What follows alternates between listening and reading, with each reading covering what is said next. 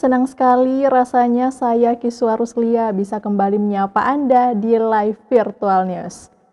Live Virtual News kali ini kita akan menghadirkan dua narasumber, di mana kita akan membahas mengenai perbincangan yang lagi marak dibicarakan saat ini, di mana terkait pelantikan atau tarik ulur pelantikan wali kota dan wakil wali kota Makassar terpilih. Tapi sebelum itu kita lihat dulu video yang satu ini.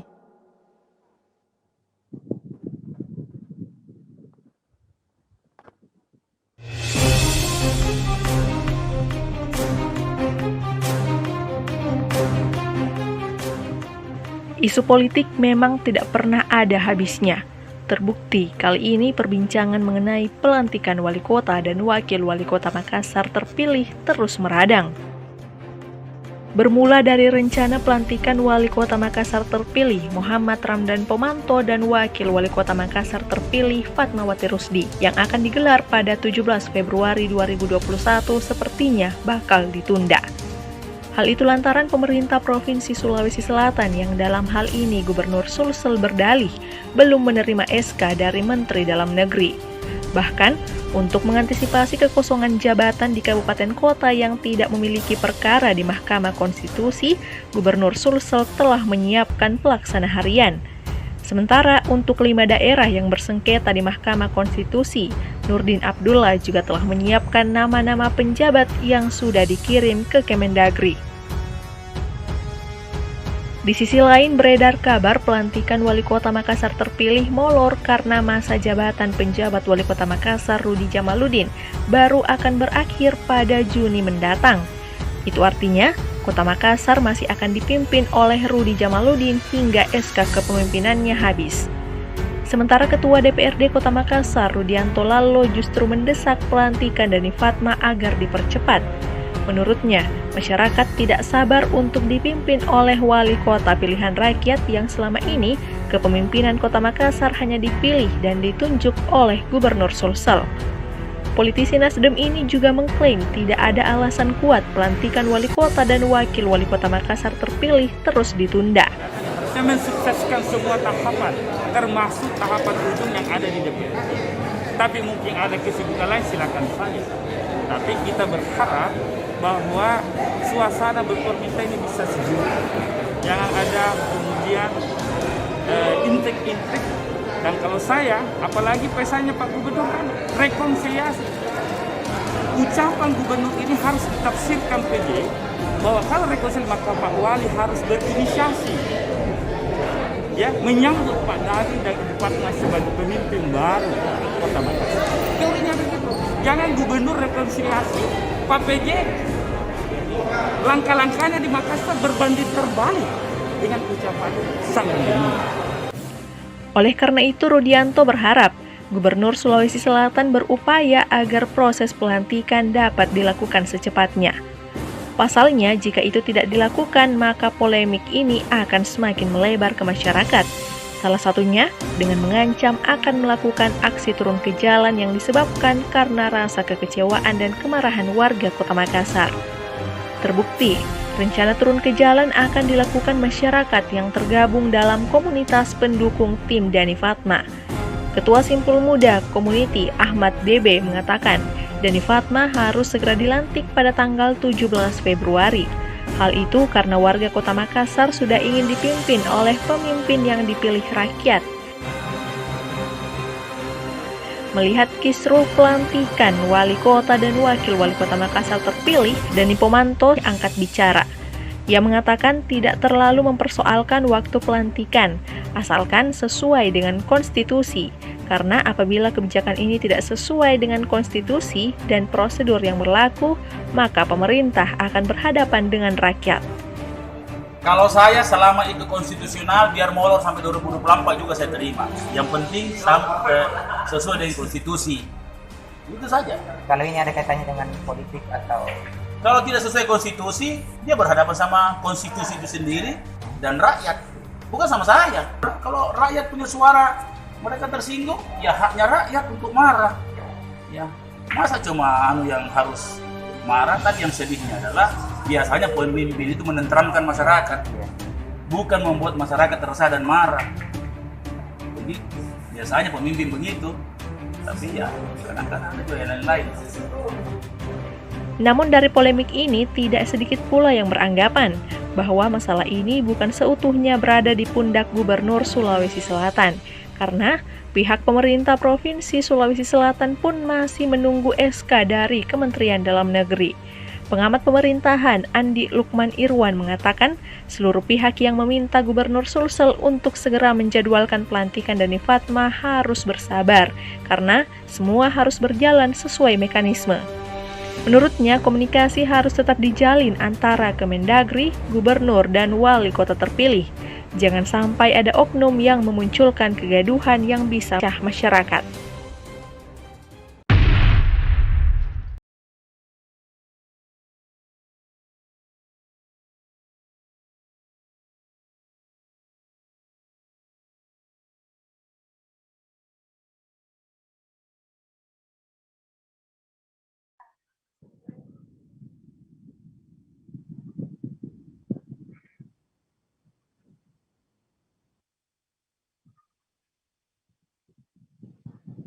Assalamualaikum, selamat malam. Waalaikumsalam, Prof.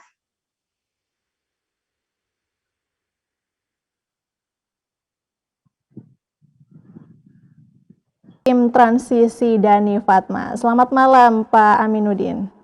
Selamat malam, Assalamualaikum warahmatullahi wabarakatuh. Waalaikumsalam warahmatullahi wabarakatuh. Baik, pemirsa, sebelum kita memasuki tema kita pada malam hari ini, saya sudah memilih pertanyaan-pertanyaan dari netizen yang sudah kita kumpulkan dari sosial media. Di mana mungkin saya mengawali dulu bincang-bincang kita ini dengan Bapak Arief, ya. Di mana ini Pak, saya dapat pertanyaan, katanya masyarakat ini menilai bahwa pemerintah provinsi maupun pemerintah kota ini seperti sedang bertarung, Pak. Bertarung untuk tarik ulur mengenai kebijakan. Nah, kalau Pak Arief sendiri melihat ini seperti apa? Ya, sebetulnya bertarungnya apa ya? Maksudnya gimana? Opini masyarakat menyatakan bahwa ada pertarungan itu seperti apa ya? Di sini yang mungkin lebih difokuskan terkait pelantikan kali ini, di mana kita tahu bahwa penjabat wali kota sebelumnya dianjurkan, mungkin lebih dianjurkan untuk lebih koordinasi begitu dengan wali kota terpilih, tetapi wali kota terpilih juga enggan dan bahkan lebih menganjurkan agar PJ yang datang. Nah, mungkin seperti itu kebijakan tarik ulur ini yang dilihat oleh masyarakat. Iya. Jadi gini, kalau menurut saya sebetulnya polemik itu memang harus didudukkan pada tempatnya lah. Tempatnya yaitu regulasi, ya, dasar dari semuanya itu adalah regulasi. Dan nanti Prof. Ilmar juga pasti akan menjelaskan soal bagaimana posisi dan kedudukan antara dua jenis pemerintah ini, ya, pemerintah kabupaten kota, dalam hal ini wali kota, kantor wali kota, dan pemerintah provinsi, dalam hal ini kantor gubernur. Nah, kalau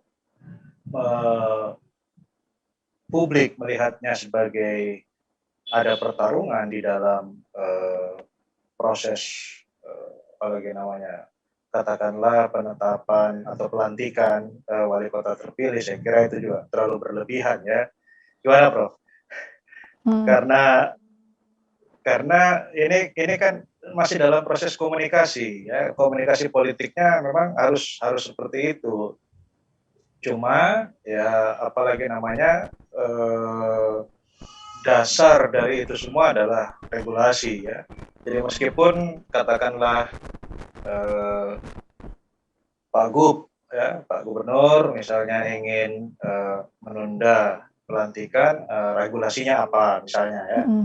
Kemudian kalau apalagi namanya Pak Wali Kota terpilih misalnya ingin mempercepat pelantikan, pasti juga ada dasar hukumnya. Jadi nanti kita lihat atau kita dengar bagaimana Prof. Hilmar menjelaskan posisi yuridis dari kedua kedua aktor pemerintahan ini. Tapi menurut saya inilah dinamika komunikasi politik ya antar pemerintah, antar level pemerintah yang memang idealnya harus saling mengisi, saling bersinergi ya, karena tidak mungkin juga pemerintah provinsi dan pemerintah kota nanti akan jalan sendiri-sendiri, karena pasti harus ada koordinasi ya dengan antara satu dengan yang lain. Gitu. Iya, dan tadi disebutkan bahwa ada regulasinya. Nah, saya mungkin langsung ke Pak Aminuddin, mungkin bisa dijelaskan Pak, regulasi seperti apa ini?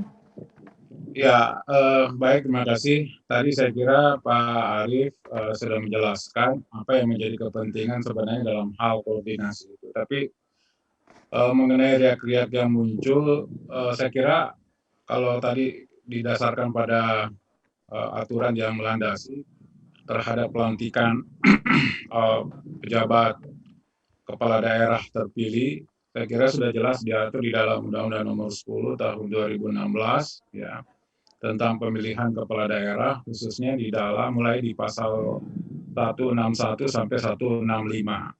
Tapi khusus yang menyangkut soal pelantikan itu di pasal 164A ya.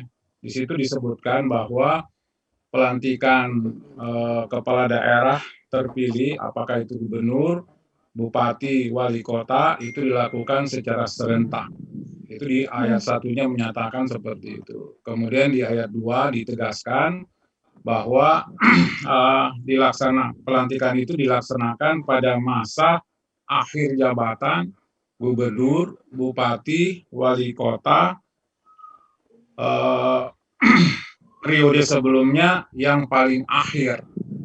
Nah, oleh Kementerian Dalam Negeri itu sudah sudah ditetapkan bahwa periode paling akhir itu pelantikan serentak itu adalah pada tanggal 17 Februari tahun 2021. Nah, sehingga kemudian muncullah surat edaran dari Dirjen Otonomi Daerah yang menegaskan bahwa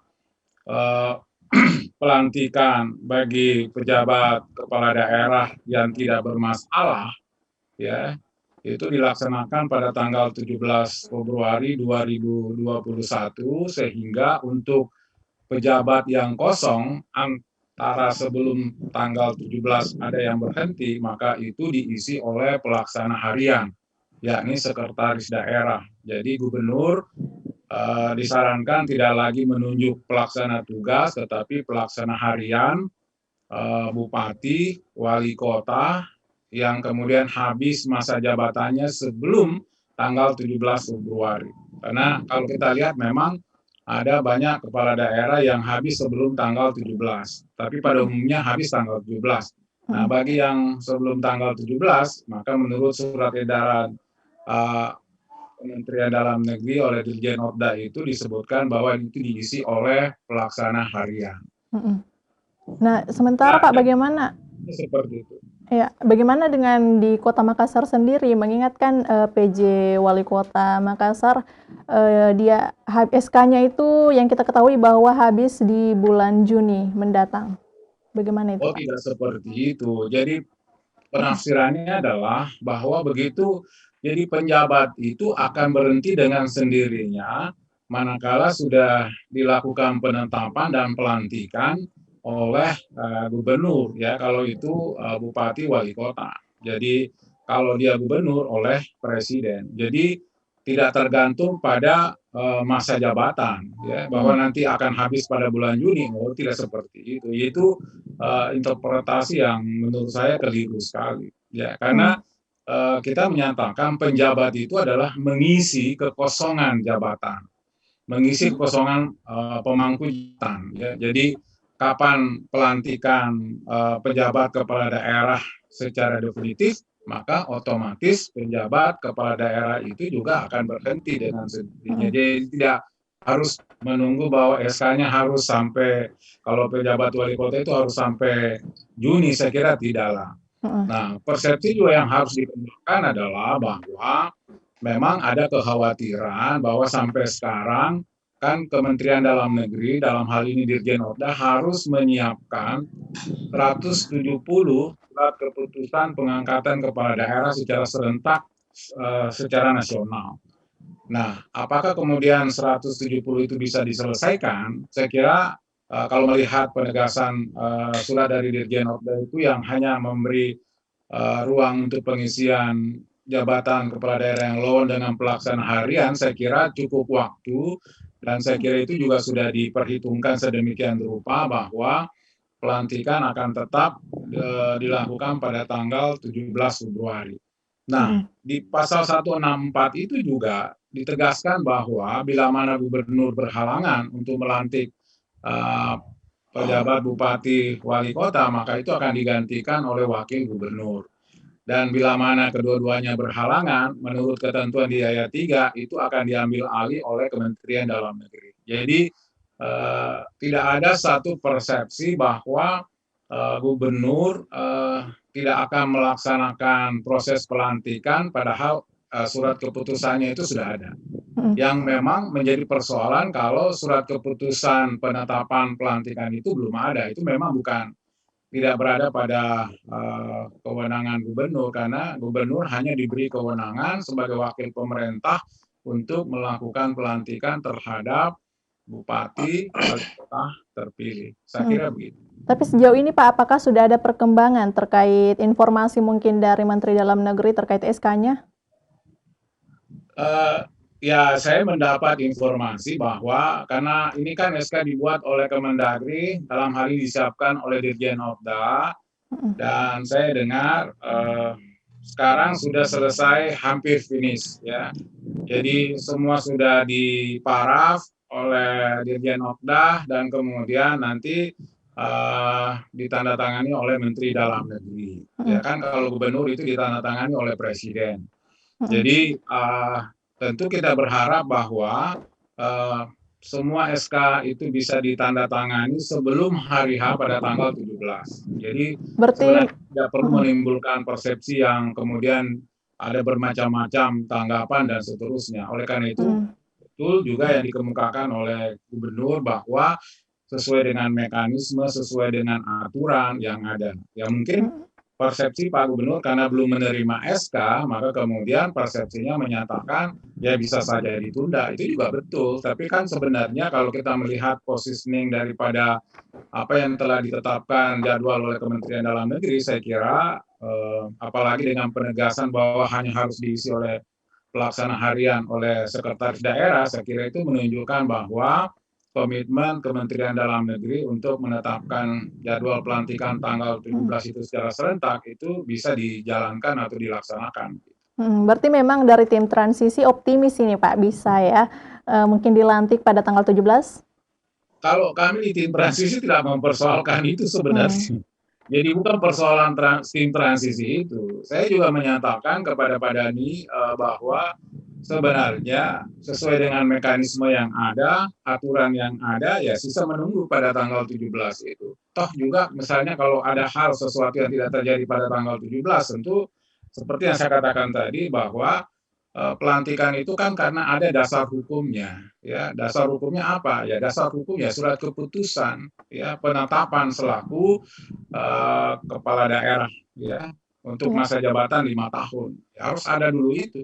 Kalau itu tidak ada, ya kemudian mau diapakan kan? Tidak mungkin gubernur melantik tanpa surat keputusan. Iya.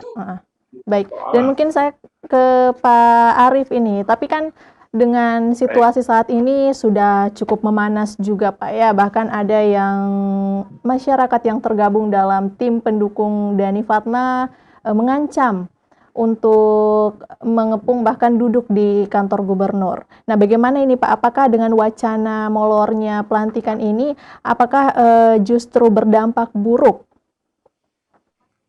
Saya ke Pak Arief mungkin. Jadi gini,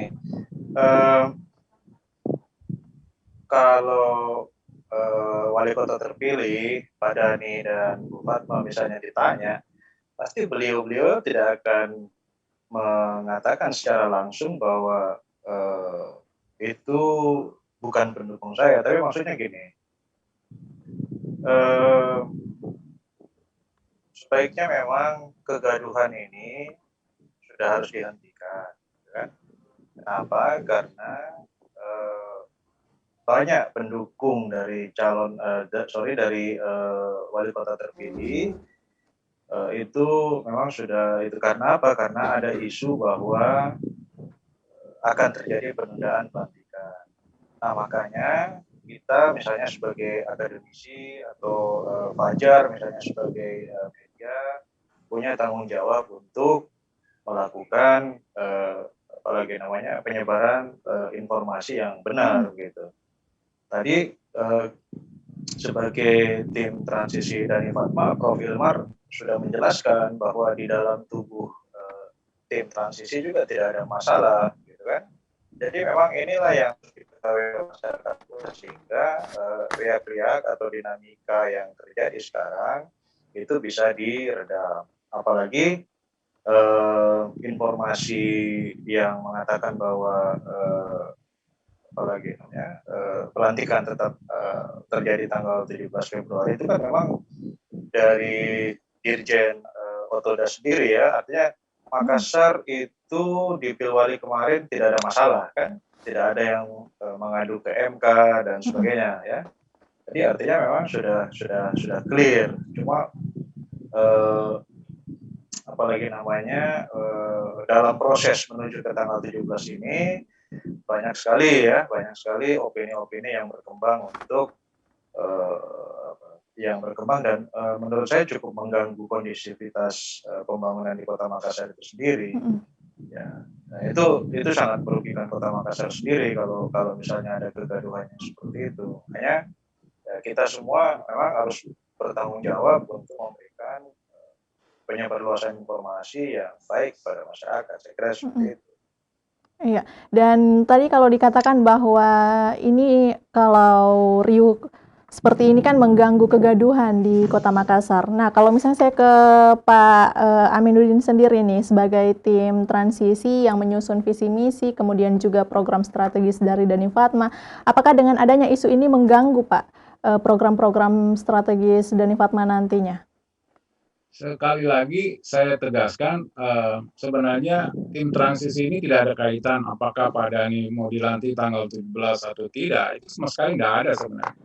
Karena tugas tim transisi itu sekali lagi saya tegaskan adalah hanya pendalaman pada 24 program strategis yang akan diusung oleh Dani Fatma untuk 4 tahun ke depan. Kalau memang pemilunya serentak di tahun 2024. Nah, sekarang kan ini memang juga yang menjadi problem di tim transisi karena penyusunan 24 program prioritas Dani Fatma itu kan disusun untuk jangka waktu 5 tahun. Nah, padahal kalau sekiranya pemilu serentak itu dilakukan 2024, maka sebenarnya tidak cukup 4 tahun, itu akhir periode yang harus dijalani oleh Dani Fatma. Nah, makanya kemudian pendalaman kita itu hanya pada pertama bagaimana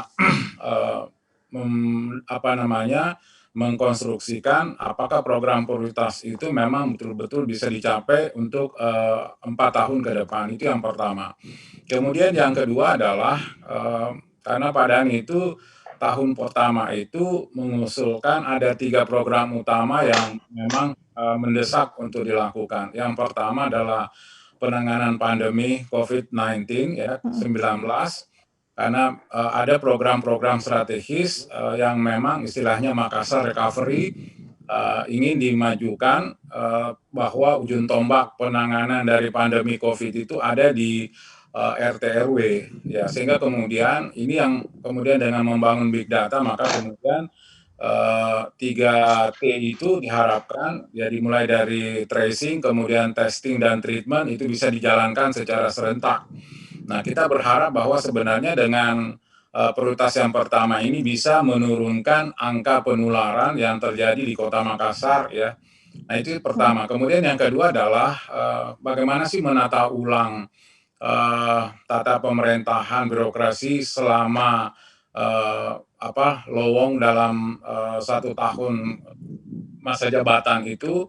Makanya kemudian langkah resetting itu adalah bagaimana kita menempatkan 24 program prioritas itu dengan melihat pada siapa sih yang paling berperan, OPD mana yang paling berperan untuk menjalankan sebagai leader, dan kemudian dibantu oleh co-leader. Jadi tidak ada lagi program yang dibangun oleh masing-masing OPD. Kita berharap bahwa 24 program itu bisa dikerjakan bersama oleh OPD masing-masing. Nah, kita tidak berbicara tentang orang, kita hanya berbicara tentang nomenklatur organisasi yang akan menjalankan daripada program itu. Kemudian yang ketiga adalah bagaimana memperkuat pelaksanaan Smart City yang kemudian mau tidak mau ini juga akan mendorong pada konsep yang dibangun oleh Pak Dhani itu adalah Sombere dan Smart City-nya itu. Nah, kita berharap bahwa 3 aspek tahun pertama itu sebenarnya bisa menjadi betul-betul bisa dijalankan. Oleh karena itu,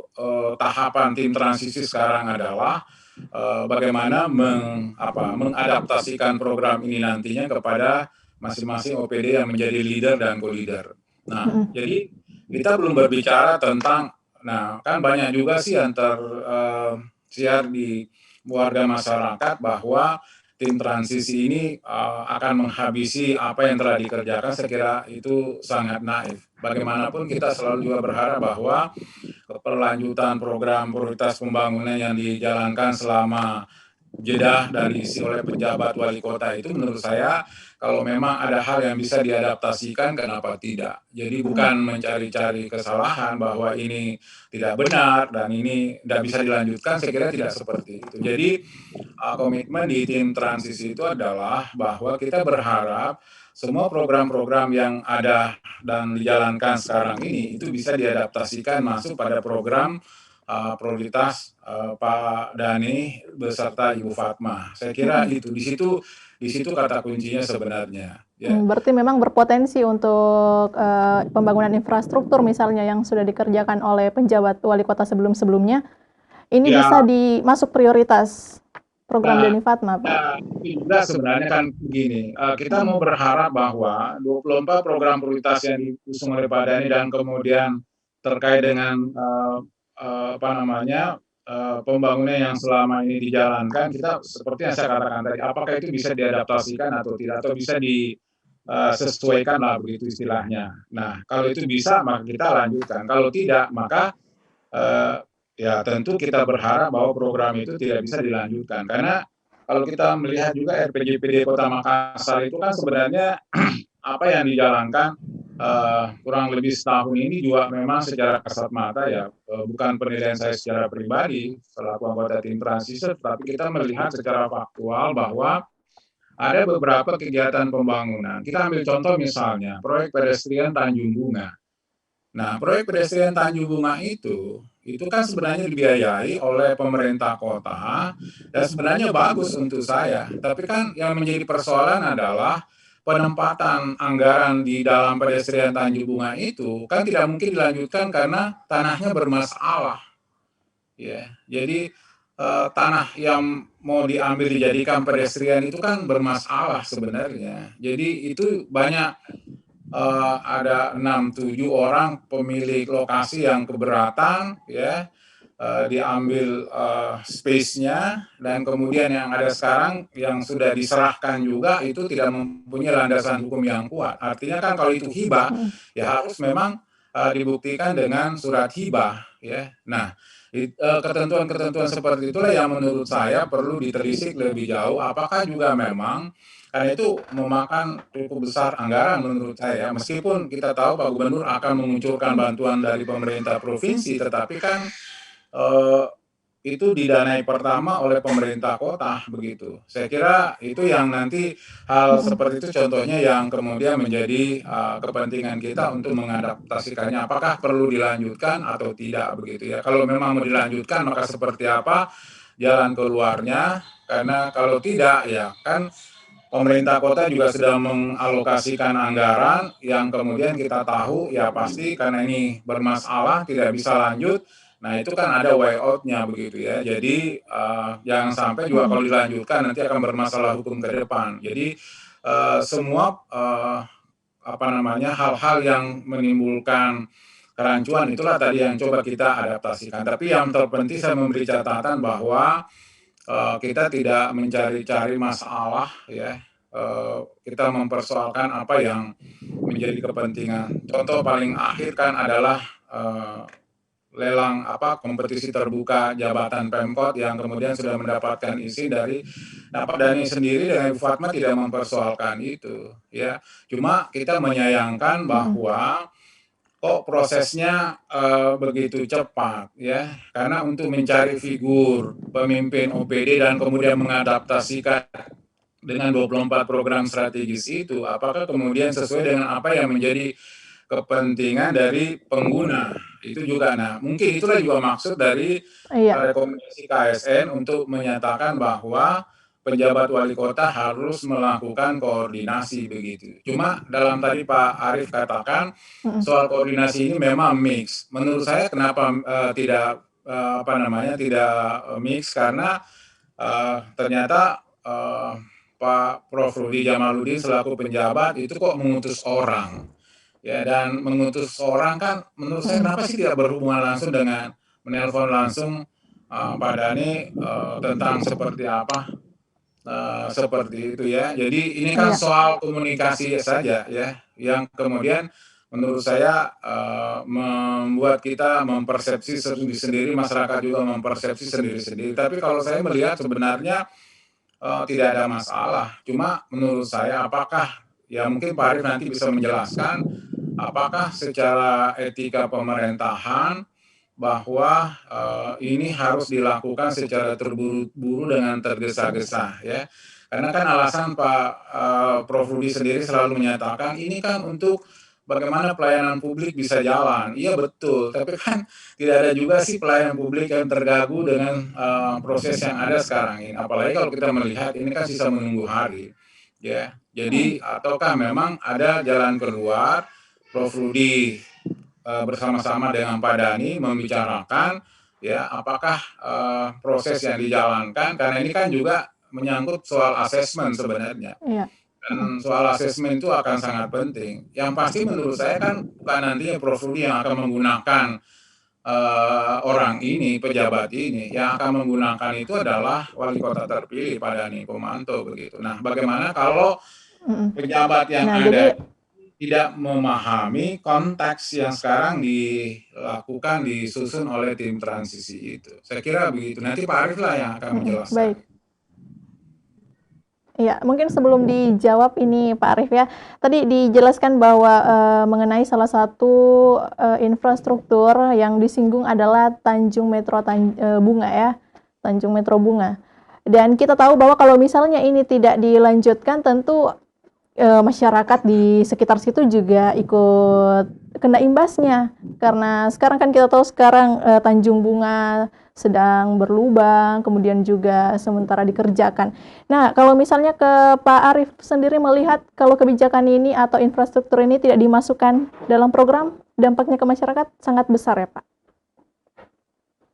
Iya, saya kira itu bisa dikomunikasikan. Yang penting kan sebetulnya ada koordinasi, ada spirit etik yang kemudian mendasari semuanya, ya. Apakah itu perlu dilanjutkan atau tidak, itu tergantung dari komunikasi antara dua pemerintahan ini, ya, wali kota dan provinsi. Karena Jalan Metro Tanjung Bunga juga itu posisinya cukup menarik dan cukup kontroversi, ya. Dalam artian koordinasi dan komunikasi inilah yang kemudian menurut saya harus tetap dilaksanakan secara profesional antara dua pemerintahan, sehingga apa yang disampaikan oleh Prof. Ilmar tadi tentang etika pemerintahan itu dapat terpenuhi. Karena memang agak ganjil juga ketika kita melihat bahwa komunikasi yang terjadi antara PJ Wali Kota dengan Wali Kota terpilih ini seperti ada gapnya, seperti ada hambatannya. Nah, itu pun jadi pertanyaan Pak, bahwa banyak masyarakat yang melihat. Sebetulnya hambatannya apa gitu. Kan begitu. Jadi seperti yang tadi disampaikan Prof. Ilmar, ya macam-macam kemudian persepsi muncul, sehingga ketika ini dicerna atau dikonsumsi oleh masyarakat, persepsi itu kemudian menjadi lebih luas dan lebih luas lagi. Ya. Nah, menurut saya posisi Pak Gubernur di sini sangat menentukan sebetulnya sebagai bukan dalam artian itu, tapi sebagai beliau kan sebagai gubernur adalah wakil dari pemerintah pusat gitu. Nah, dalam konteks itulah sebetulnya posisi Pak Gubernur bisa dalam tanda petik ini menjadi berkat ya komunikasi dan koordinasi antara PJ Wali Kota dengan Wali Kota terpilih. Ya. Kenapa seperti itu? Memang seharusnya seperti itu.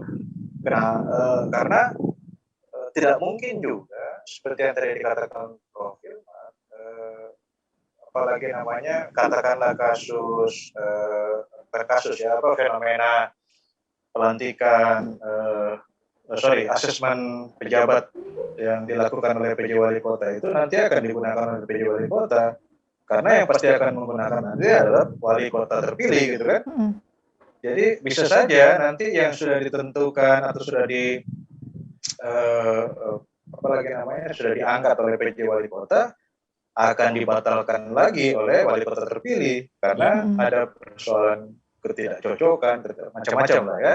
Ada banyak faktor yang bisa menyebabkan. Tapi makanya itulah yang kemudian harus dibicarakan, yang harus dikomunikasikan, yang harus dikoordinasikan. Nggak bisa kita dengan PJ Wali Kota misalnya atau siapa saja yang merasa punya kewenangan itu kemudian melakukan kewenangannya sendirian. Nggak bisa. Ini mesti dikoordinasikan. Gitu. Berarti memang Bapak melihat kurang koordinasi ya antara pemerintah provinsi khususnya gubernur, kemudian khususnya PJ, wali kota, kemudian wali kota terpilih. Iya, saya melihat seperti itu. Masyarakat juga melihat seperti itu. Jangankan kita ya, masyarakat awam pun pasti akan melihat seperti itu dari pemberitaan-pemberitaan. Gitu. Nah makanya satu figur atau satu aktor yang sebetulnya bisa kita angkat bersama-sama sebagai dalam tanda petik ya juru damai gitu kan, atau katakanlah punya kewenangan yang lebih luas untuk mempersiapkan ruang yang lebih lapang gitu untuk melakukan komunikasi dan koordinasi, yaitu gubernur itu bisa melaksanakan fungsi itu dengan baik gitu. Berarti memang juru damainya adalah Pak Gubernur yang harus menjadi penengah dari polemik ini, Pak ya. Dan kalau misalnya kita mau berharap siapa? Nah, jadi kalau misalnya kita kembali ke pertanyaan dari Pak Aminuddin tadi terkait etika pemerintahan yang dinilai terlalu terburu-buru atau tergesa-gesa. Nah, Pak Prof ini mungkin bisa dijelaskan, Pak Arief. Iya. Memang ada banyak pertanyaan tentang langkah-langkah yang diambil oleh PJ Wali Kota gitu kan. Dan salah satu pertanyaannya adalah kenapa seolah-olah ada yang sedang dikejar gitu, ada seolah-olah ada kejar target gitu kan, kejar tayang ya. Nah ini kan juga pasti akan terlihat di masyarakat, dan itu perlu dijawab sebagai salah satu prinsip dari transparansi dan akuntabilitas. Itu perlu dijawab oleh PJ Wali Kota. Kenapa harus melantik orang, misalnya harus mengangkat orang pada saat atau pada ujung-ujung waktu masa jabatan beliau gitu. Akan lebih damai ini Makassar, lebih nyaman ketika kemudian semua langkah-langkah yang dilakukan oleh Pak PJ itu terukur dan sudah dipastikan tidak akan menimbulkan riak gitu di masyarakat. Berarti memang banyak sekali pertanyaan yang timbul dari masyarakat dengan masa kepemimpinan PJ Wali Kota, begitupun dengan Wali Kota terpilih. Nah, kalau misalnya saya kembali ke Pak Aminuddin ini terkait tadi dikatakan bahwa ada 3 program strategis di tahun pertama ini. Salah satunya ada menata tata ulang pemerintahan birokrasi. Nah, bagaimana Pak dengan cara mungkin mengevaluasi dengan masa kepemimpinan sebelumnya dan yang nanti akan ditetapkan di masa kepemimpinan Dani?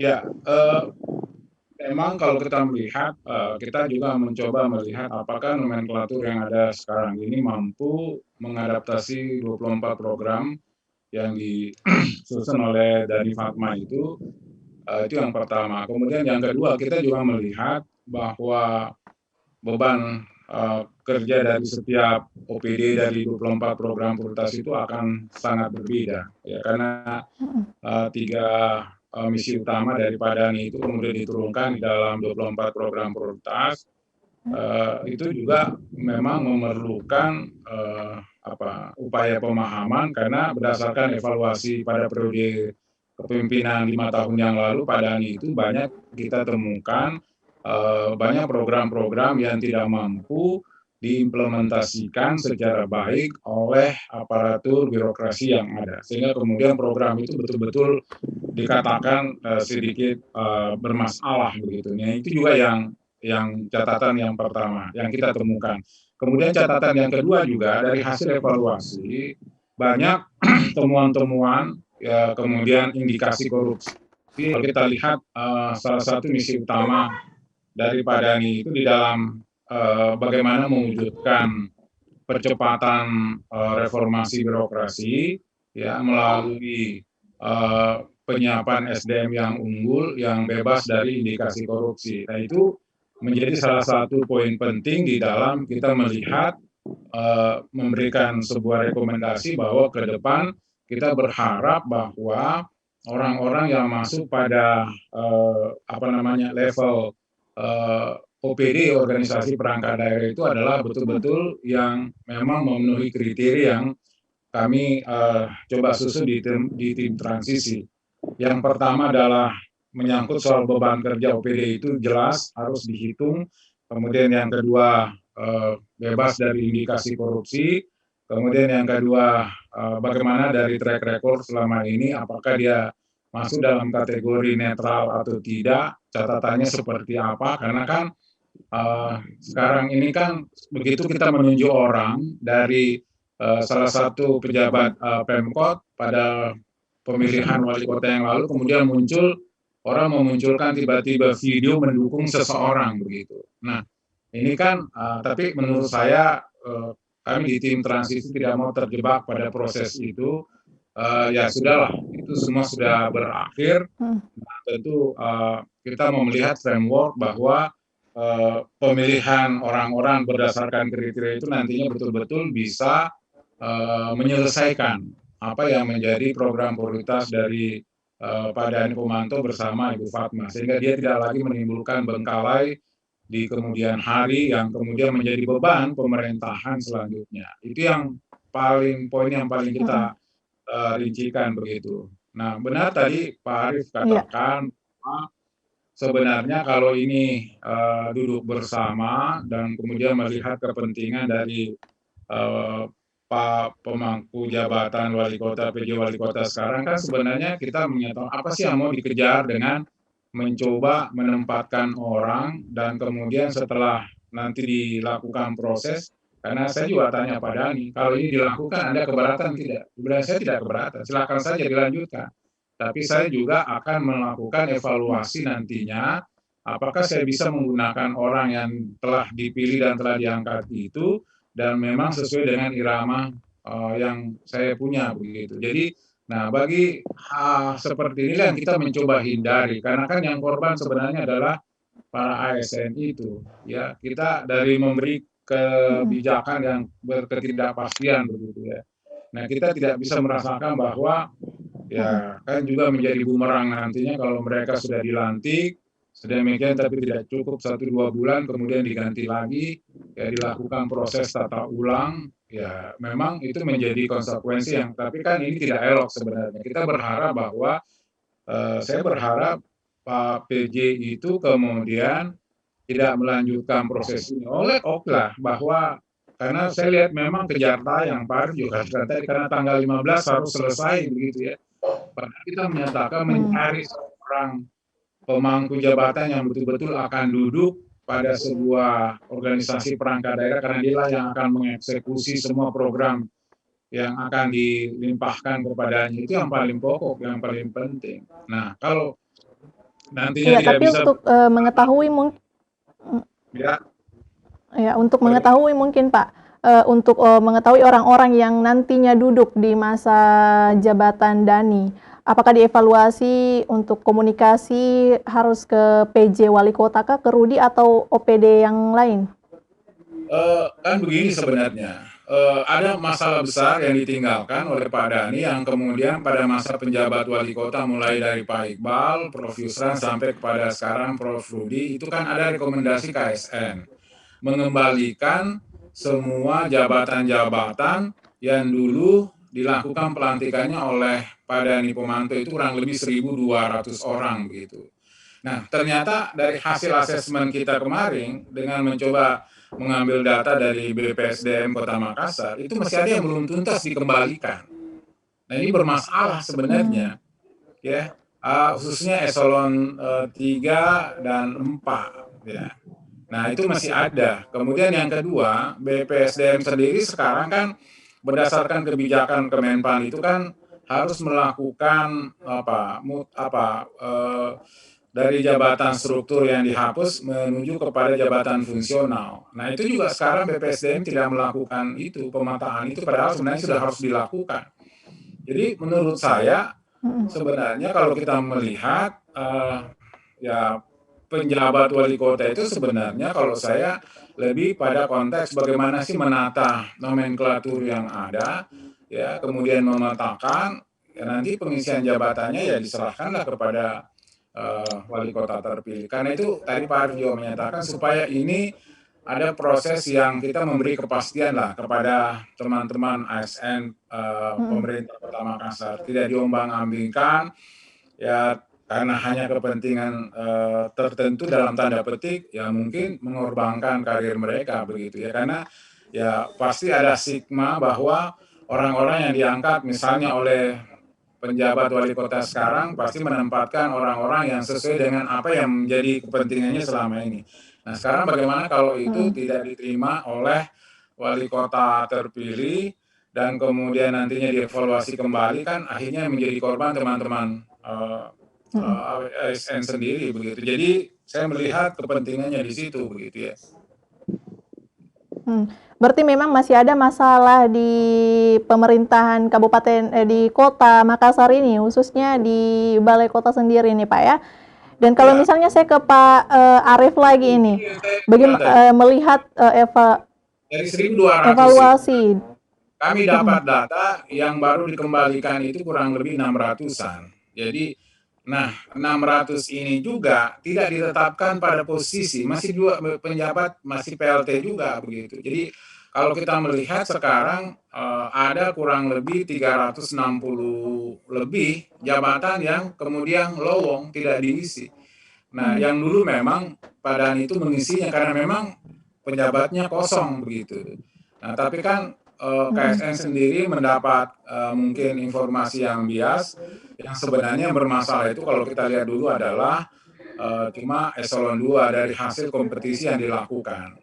Ya, kemudian menurun ke eselon mhm, 3 dan seterusnya. Padahal eselon 3 dan 4 itu sebenarnya oleh Pak Dhani hanya mengisi kekosongan-kekosongan yang kemudian banyak pejabatnya pensiun dan kemudian harus diisi. Nah, ini juga yang sekarang bermasalah begitu kan. Jadi penataan ke iya, depan adalah banyaknya jabatan-jabatan yang lowong yang diisi oleh PLT. Nah, mestinya ini yang menurut mhm, saya sepanjang dari 3 penjabat ini kan ya kita harapkan dulu Pak Iqbal bisa menuntaskan, tapi kan kemudian diganti oleh Prof. Yusran dan Prof. Yusran 43 hari saja menjabat, kemudian diganti oleh Prof. Rudi. Nah, Prof. Rudi tidak mampu menyelesaikan ini dengan baik. Ya, artinya mengisi iya, kekosongan-kekosongan, misalnya yang ada di kecamatan, kelurahan dan seterusnya. Ya, seperti itu. mhm. Nah, kalau misalnya, Pak Arief sendiri melihat masalah pemetaan di pemerintahan ini sebagai pengamat pemerintahan melihat ini seperti apa, Pak? Iya, artinya kan gini, eh, apa yang disampaikan Prof. Hilmar tadi itu sudah gamblang sebetulnya bahwa memang pemerintahan percepatan reformasi birokrasi itu agak sulit dilakukan ketika misalnya ada masalah-masalah yang belum diselesaikan. Kenapa? Karena birokrasi tidak akan bisa bekerja melayani masyarakat, melayani rakyat ketika dia sendiri sebagai mesin ya, itu bermasalah, belum ada fine tuningnya gitu, baik dengan tugasnya sendiri maupun dengan kebutuhan atau keperluan masyarakat yang akan menjadi pihak yang akan dilayani tadi. Makanya sebetulnya masalah pemetaan birokrasi yang seharusnya sudah dilakukan jauh-jauh hari sebelum adanya pergantian atau proses transisi pergantian kepemimpinan di Kota Makassar, ini yang kemudian menjadi masalah besar gitu. Kenapa? Karena pemetaan itu tidak gampang dan butuh waktu gitu. Right man on the right place itu sangat sulit ya. Prinsip itu sangat sulit diterapkan ketika misalnya banyak kepentingan yang kemudian bermain di dalamnya. Sekali lagi, akhirnya kemudian ASN Kota Makassar sendiri, ASN Pemkot Makassar sendiri yang kemudian akan menjadi korban dalam tanda petik ya, kepentingan-kepentingan yang mereka sendiri mungkin tidak tahu kenapa mereka dilibatkan atau mereka terlibat di dalamnya gitu. Makanya memang perlu ada sinkronisasi dulu ya, sinkronisasi. Makanya saya pikir tugas tim transisi juga pasti sangat berat di sini dan kita harus apresiasi bagaimana caranya supaya transisi ini berjalan dengan baik gitu. Dan ini menurut saya membutuhkan sebetulnya kerjasama yang positif dari pemerintah Kota Makassar saat ini ya, yang dikomandani oleh PJ Wali Kota. Nah, bisa juga tim transisi bekerja sendiri dan menentukan itu karena tim transisi Dhani Fatma juga harus berkoordinasi dan berkonsultasi juga dengan pihak Pemkot Makassar yang ada saat ini. Gitu. Seperti itu. Iya. Dan kalau misalnya tadi dikatakan bahwa tim transisi sendiri tidak bisa sendiri ya untuk sama-sama menyusun program Dhani Fatma ini. Nah, sejauh ini mungkin tantangannya ada dan menyikapi tantangan ini seperti apa mungkin Pak Aminuddin? Ya, betul dikatakan oleh Pak Arief bahwa memang tim transisi sebenarnya membutuhkan akses dari PJ Wali Kota. Kenapa? Karena seperti yang saya katakan tadi, untuk mengadaptasikan program yang ada, yang akan dibangun, akan dijalankan oleh Dhani Fatma, itu kan kita harus tahu dulu baseline dari apa yang dikerjakan selama ini. Kan sama sekali kita, karena kan acuan penjabat wali kota itu kan tidak lagi mengacu kepada RPJMD, begitu ya. Karena mereka tidak punya acuan itu. Nah, makanya juga karena mereka tidak punya acuan, maka menurut penilaian kami, ya sembarang saja dilakukan begitu ya. Padahal kita misalnya menyatakan, kenapa sih seorang pejabat itu harus melakukan pembangunan infrastruktur? Kenapa tidak mau fokus pada pelayanan publik saja? Artinya kan kalau kita lihat surat keputusan Menteri Dalam Negeri tentang pejabat itu kan hanya dua sebenarnya. Yang pertama, bagaimana menyelenggarakan pemerintahan dengan baik, khususnya di dalam pelayanan publik. Kemudian yang kedua, bagaimana mensukseskan terselenggaranya pemilihan kepala daerah. Ya, tentu fase menangani COVID itu juga yang paling penting saya kira. Ya. Tapi kan tampaknya proses ini tidak berjalan begitu baik. Nah, kita berharap bahwa tim transisi ini mencoba mengadaptasikan apa yang kira-kira seperti tadi saya kemukakan, mencoba memformulasikan sedemikian rupa bahwa apa yang baik yang ditetapkan oleh penjabat wali kota selama setahun, yang kemudian bisa kita adaptasikan dan bisa dijalankan, ya kita jalankanlah begitu. Tapi yang betul-betul memang bermasalah ya dalam tanda petik seperti contohnya misalnya pembangunan WC di Anjungan Pantai Losari itu kan sebenarnya kecelakaan fatal begitulah. Kok membangun membangun WC toilet itu di tengah-tengah anjungan, itu kan dari sisi apa? Padahal sebenarnya sudah direncanakan bahwa toilet itu ada di sebelah selatan nantinya yang akan dibangunkan itu. Jadi sebelum orang masuk ke Anjungan itu nanti restroomnya itu ada di masing-masing di sebelah selatan dan di sebelah utara begitu.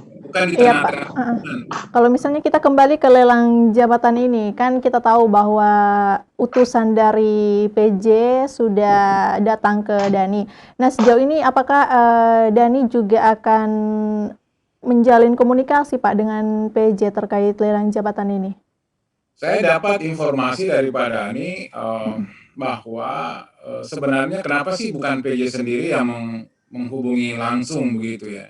Artinya ini kan itu seperti yang tadi Pak Arief juga katakan, ini kan soal komunikasi yang kemudian kenapa harus lewat orang lain lah begitu ya. Kenapa mesti mengutus orang? Kenapa tidak langsung misalnya Pak PJ kemudian ataukah kemudian sebaliknya, saya juga menyarankan sebenarnya, tapi kemudian ini kan ya mungkin sekarang juga PJ baru mulai mengambil inisiatif setelah ada apa dari Pak Gubernur ya. Sebelum-sebelumnya itu kan tidak ada sebenarnya. Ini terus terang bahkan kan pernyataan-pernyataan sebelumnya itu dia menyatakan ya untuk apa kami ketemu dengan tim transisi, untuk apa anunya dan seterusnya. Tapi kan terakhir perkembangan yang dilihat oleh Pak Gubernur itu juga mungkin melihat bahwa ini ada hal yang perlu menjadi perhatian. Maka kemudian di warning lah PJ untuk melakukan koordinasi. Yang sebelumnya mestinya Pak PJ sendiri harus berinisiatif itu, karena misalnya kita menyatakan salah satu tugas utamanya kan mensukseskan terselenggaranya ya. Catatan ada dua catatan yang kemudian menurut saya Pak PJ itu kemudian seolah membangun benteng. Pertama, tidak menghadiri penetapan wali kota terpilih oleh KPU. Kemudian yang kedua, tidak menghadiri rapat paripurna. Padahal itu penting. Itu salah satu sebenarnya indikator bahwa dia tidak begitu concern untuk pada bagaimana sih sebenarnya proses ini bisa berjalan secara smart begitu ya.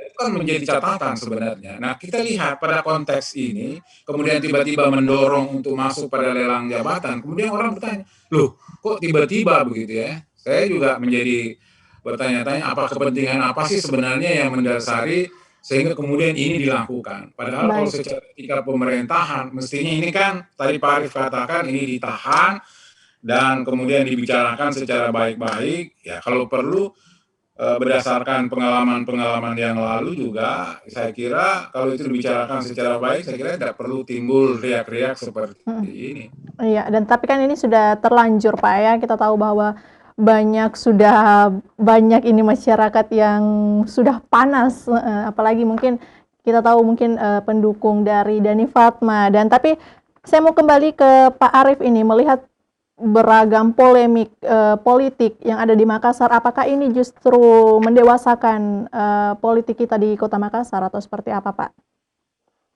Oh iya, dinamika ini pasti akan menjadi referensi bagi masyarakat Makassar ke depan ya. Bahwa pernah terjadi yang seperti ini itu pasti. Tapi yang jelas, yang harusnya memang dilakukan gitu, adalah memberikan contoh atau teladan kepada masyarakat bagaimana pemerintahan ini seharusnya berjalan, sehingga tidak ada sikap ya, yang ditakutkan oleh banyak pihak, ya, sikap a priori atau sikap yang tidak mendukung pemerintah, padahal kan antara masyarakat dengan pemerintah itu harusnya saling terbuka dan saling memberi ruang. Nah, kalau secara politik misalnya ya situasi ini terjadi terus, maka otomatis masyarakat juga yang nantinya akan menjadi korban. Kenapa? Karena pelayanan publik yang harusnya diselenggarakan dengan baik oleh pemerintah itu tidak bisa sampai ke masyarakat dengan baik. Kemudian partisipasi masyarakat dalam pembangunan juga pasti akan terbelah karena persoalan dukungan politik dan lain sebagainya, itu sangat merugikan masyarakat sendiri sebetulnya. Nah, ini yang harus dilihat sebagai kepentingan utama di atas kepentingan yang lain sebetulnya. Kalau misalnya pun ada banyak kepentingan dalam konteks apalagi namanya penentuan jabatan dan lain sebagainya, masyarakat harusnya dilihat sebagai satu poros kepentingan utamanya, sehingga apapun yang dilakukan oleh pemerintah, apakah itu pemerintah kota Makassar dan juga pemerintah provinsi Sulawesi Selatan, idealnya mendahulukan kepentingan masyarakat gitu. Jangan sampai kemudian masyarakat yang jadi korban, sehingga ya masyarakat akhirnya kemudian muncul rasa ketidakpercayaan lagi kepada pemerintah. Itu bahaya. Itu bahaya sekali. Seperti itu.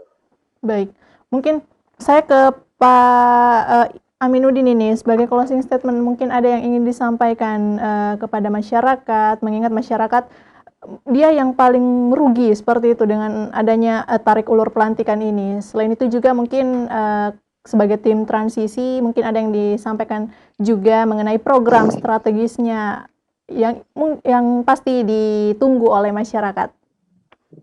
Ya, baik.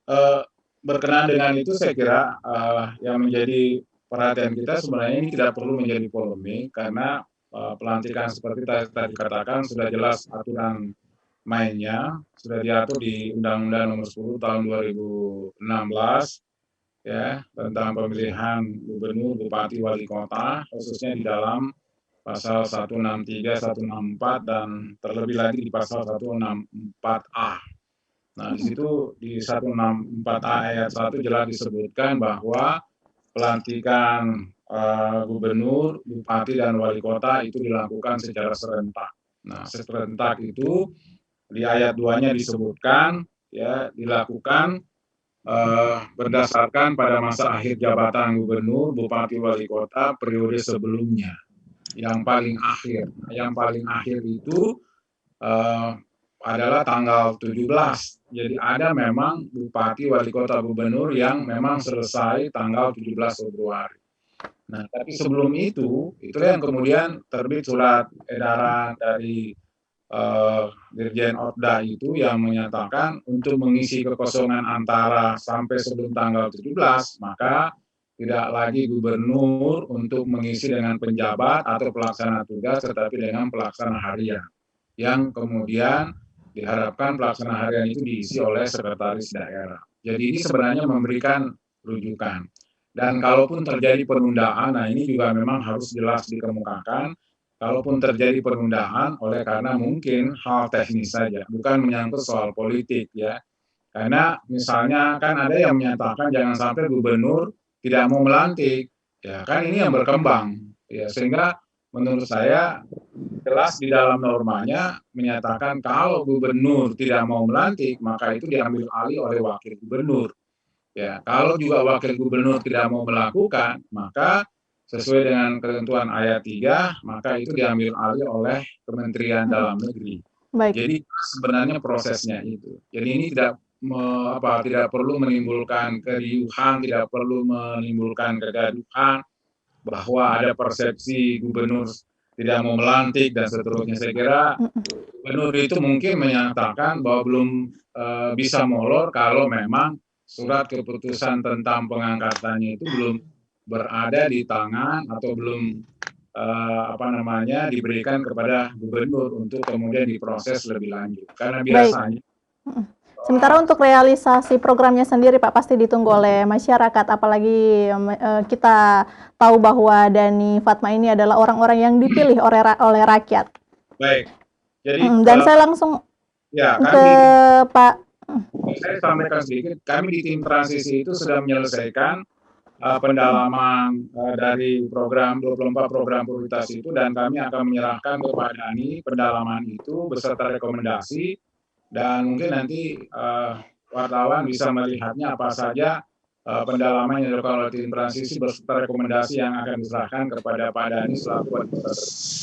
Baik. Untuk itu saya langsung ke Pak Arief Wicaksono. Mungkin ada yang ingin disampaikan kepada masyarakat dan pemerintah. Ya, saya berharap sebetulnya bahwa masalah ini tidak berlarut-larut, karena sudah ada regulasi yang jelas gitu.